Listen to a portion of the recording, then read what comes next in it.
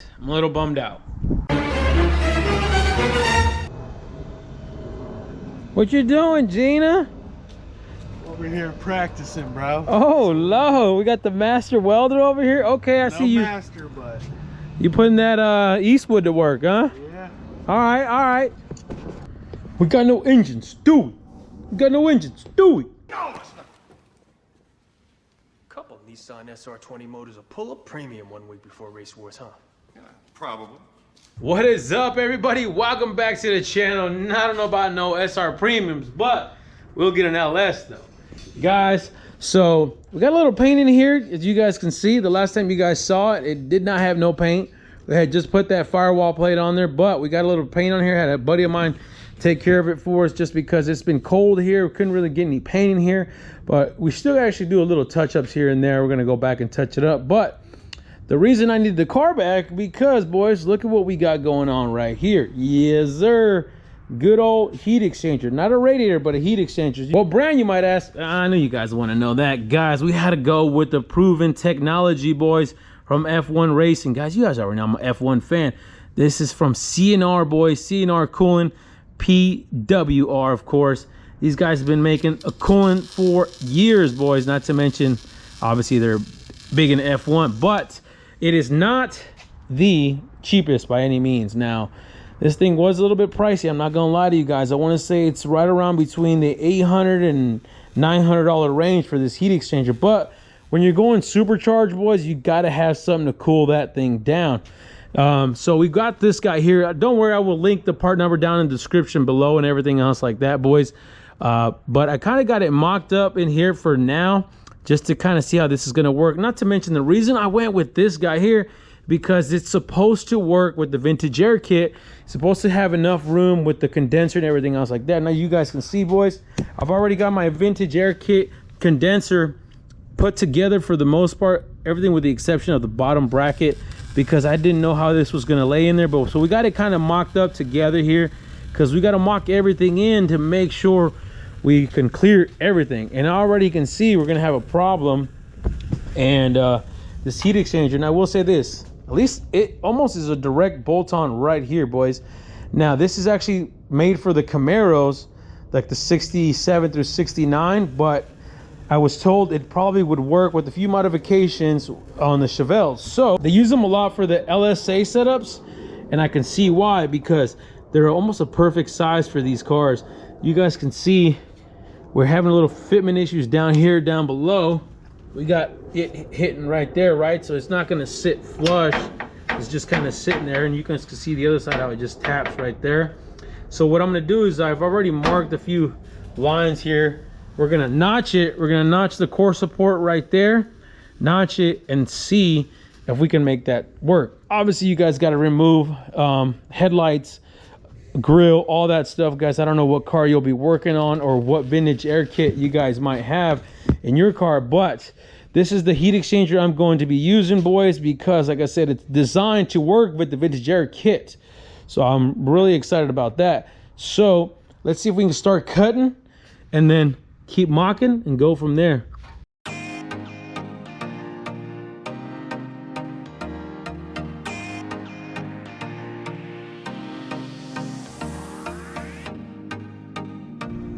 Careful, boys.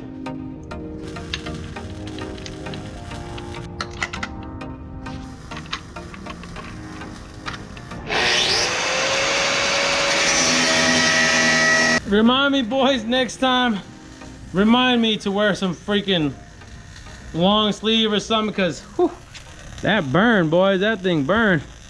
All right, Carrie, I think we're good now. Look, let me show them real quick. Check it out, boys. So we got the bottom notched out, right? You guys can see how it's all nice and notched now. So this thing sits actually flush against the backside of that radiator support. But we also had another issue right here. Look, okay, I'll show them. When we put the condenser up in here, the dryer, boys, we had to make a little notch right here. So you guys are gonna keep that in mind. You might have to notch your bumper filler right here, depending. Obviously, every car will be different, but we notched it right here to try to make a little room for that dryer. So let's see if this will work now that we got that notch. You see the heat exchanger, boys? This is what they meant, that it'll work with the vintage air, that it has these brackets built in. So you literally just line these holes up with that, and they'll give you the hardware, and you just run them through, and it'll actually hold the AC condenser in its place like that.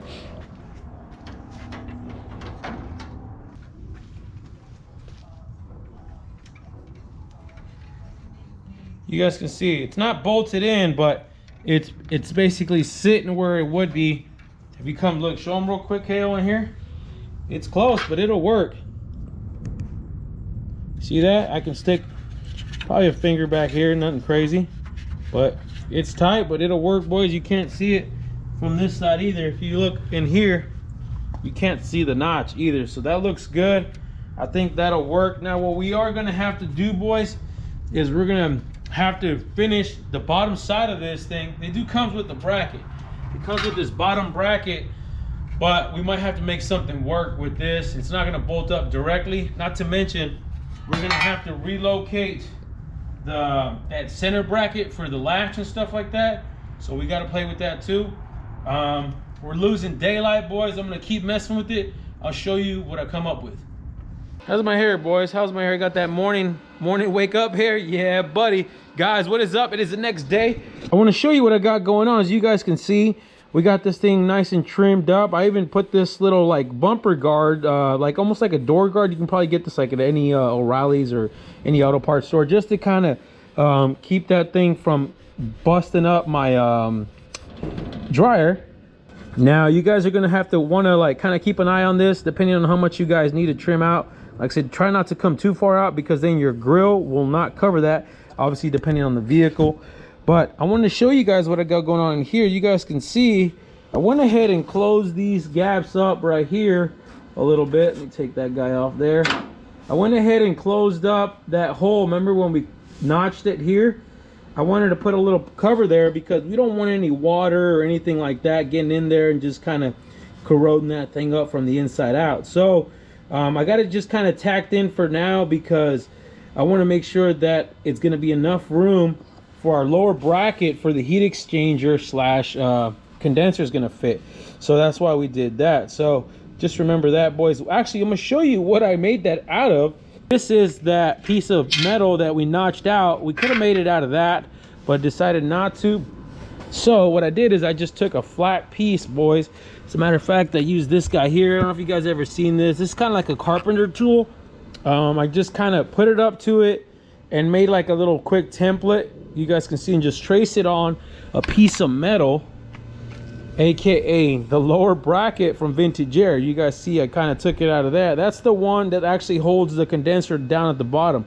We don't need this anymore because that condenser bolts up to that guy. So remember, this heat exchanger, this is why I really like this heat exchanger. It bolts up to here and to here, these two tabs right at the top, and it also has them at the bottom as well. We don't have them in yet just because we're still kind of very mock-up stages, but we'll put those on. But that's why we don't need that bracket anymore. So this is the bracket, guys, that comes with the heat exchanger from C&R. Now this guy will live underneath this thing. So the heat exchanger actually rides on these two guides right here.